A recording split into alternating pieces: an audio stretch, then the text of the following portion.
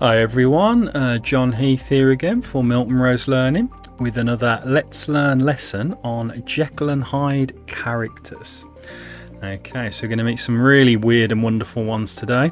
So we're going to start with a nice little who's who, just giving you an overview of the main characters. Then we'll pick apart the differences between how these characters have been interpreted by Victorian readers and modern readers. And then we'll finish by giving you a nice character arc of how Jekyll and Hyde kind of develop throughout the narrative. Okay, so first off, let's dive into the who's who and just give you a nice kind of overview first about the key characters in this text. So first off then, let's start with Henry Jekyll. He looks very moody in that picture.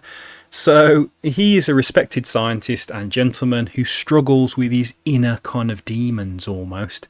So he creates a potion to separate his good and evil sides, but he loses control of the result. So when he takes his potion, there is a point in the narrative where he can't change back, and that ultimately seals his very tragic fate. Then we have his alter ego. We have Edward Hyde. Okay, so as you can see from the image, he's not a very nice character. So Jekyll's kind of violent, amoral alter ego. So he's free from all guilt or social restraint. He follows no rules. He does exactly what he wants. And he commits cruel acts with no remorse. So in my opinion, kind of the pure embodiment of evil. When I'm teaching the class, I kind of say, imagine somebody who followed no morality or any rules and just did exactly what they wanted. That would be Edward Hyde. Very, very concerning in that sense. Then we have Gabriel Utterson. Okay, so Utterson is a loyal lawyer, very difficult to say, and a friend to Jekyll. And he's determined to uncover the truth about Jekyll and Hyde and the mystery about who's who. And he's very calm, rational and morally upright. He's a good guy, basically.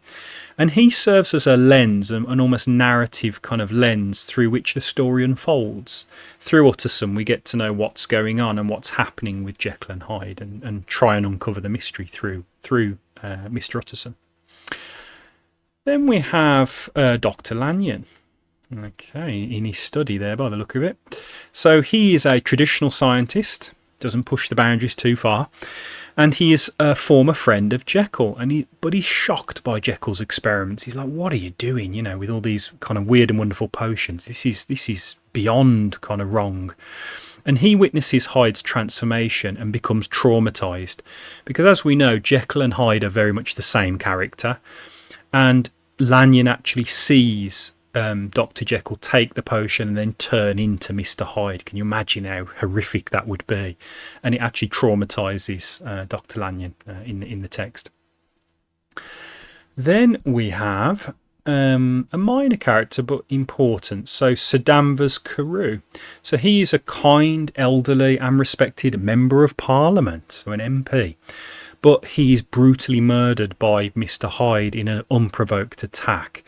And it marks a real kind of one of the key turning points in this narrative, because he's attacking someone of power and influence as well as all the other victims. So I think Danvers Carew is actually in some ways quite an interesting, important narrative device.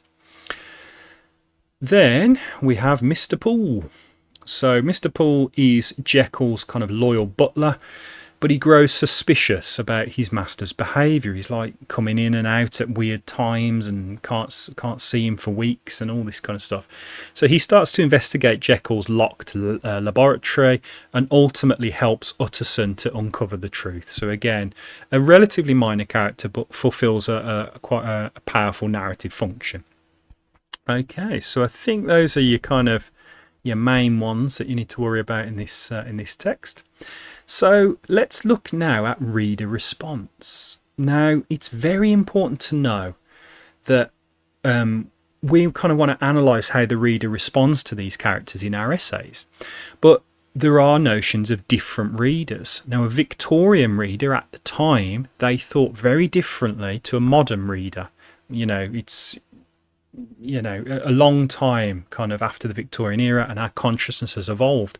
So we do see these characters in quite different ways now, and it's very important to tease those apart for you in your essays. So we're going to do a little bit of that with you. I've prepared a little table for you, so let's go through this together. So we'll take them one by one. So first off, we have Henry Jekyll, again looking very moody. So how would a Victorian reader interpret Henry Jekyll? Well, they would see him as very tragic but a respectable man, because he's still a gentleman at the time, and he's led astray by science and ambition, because the Victorians were very scared about science kind of taking over and kind of not being tamed morally, and we had to watch what we were doing. So they can see that he's been led astray by science and ambition. A modern audience is kind of similar, but slightly nuanced and different. So a modern interpretation would see Jekyll as morally weak, and it's hiding the more corrupted influences within him, which he should kind of discuss and talk about rather than just letting them bubble up inside him. That's because we've had many generations now of psychoanalysis after Sigmund Freud, so we understand more about the subconscious and repressed desires and things like that, and it's better to talk rather than repress and keep them within ourselves. So modern interpretation would tease out those psychoanalytical parts of the text through Henry Jekyll. Then we have Edward Hyde, as we know, Mr. Evil. Okay, so the Victorian reader on the left, then, they would see him as a horrifying symbol of evil, degeneration, and also their fear of the unknown. The Victorians were still quite strong Christians, so they would see him as irredeemably evil probably through a prism of kind of Christianity and Christian ethics. Then on the right, he would kind of be subject to almost seen as a psychological metaphor for repression, trauma, or addiction. I'm not saying the modern audience would see Hyde as a good character, because he's very much not, but we would interpret him more as almost a metaphor or an allegory of mental trauma and mental repression. And so in that sense, maybe a slightly more sympathetic interpretation of him. Then we have Gabriel Utterson. So the Victorians would have loved Utterson. They would have seen him, as it says there, as an ideal Victorian gentleman. He's loyal, he's rational, he's restrained, probably goes to church on Sundays. He's a very, very nice kind of character, a typical Victorian gentleman, so they would have loved him. However, the modern interpretation would have saw him as a little bit of a passive observer. We tend to like our characters a bit more action-packed in the modern era, and he does a little bit of digging around, but he's not strong enough, and he's a bit too passive, I think, for a modern audience. So they would kind of be maybe a little bit frustrated with Utterson. Then we have Dr. Lanyon. So Dr. Lanyon for the Victorians, he's like what a scientist should be. He's morally upright. He doesn't push the boundaries of science too much. His morality is very much still in place, and I think they would appreciate that, to be honest. However, a modern interpretation of Dr. Lanyon, he's quite close-minded, and he's fearful of new ideas. And in the modern era, we're all about new ideas and kind of growing our knowledge. And so we probably would be a little bit more negative towards Lanyon because of that, because he's quite traditional and close-minded. Then we have Sir Danvers Carew. The Victorians would have saw him as an innocent, respectable gentleman as well, because they loved a good gentleman in this period. A symbol of law, order and decency, because he was an MP, obviously. And a modern interpretation is just slightly more nuanced. It would represent the vulnerability of polite society, like it can't stand up for itself almost, and he's a victim of random violence, as we know. So it may seem symbolic rather than fully developed there.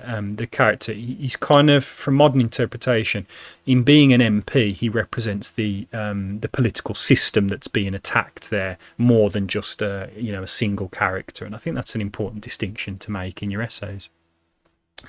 Then Mr. Poole.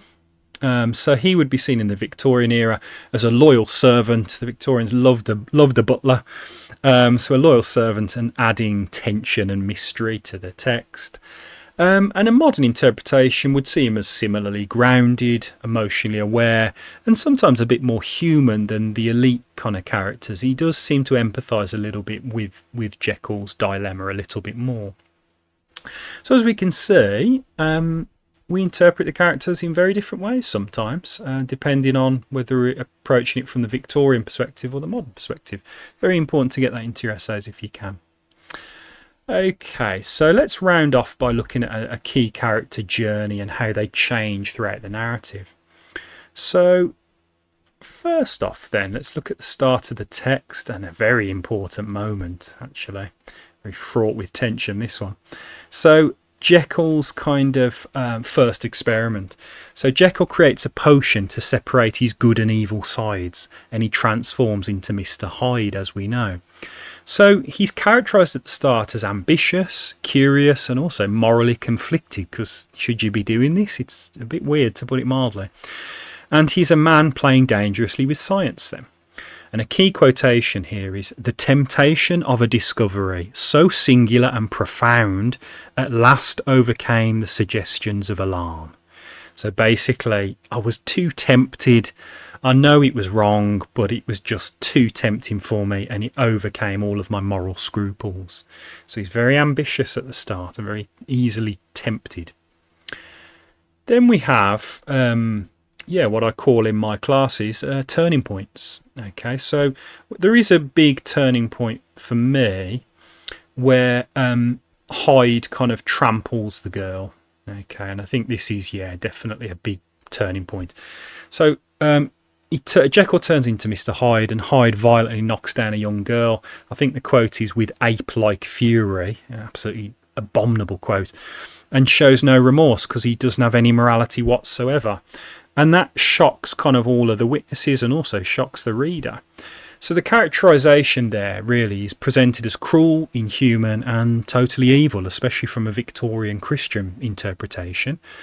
And he's the physical embodiment of Jekyll's kind of repressed desires.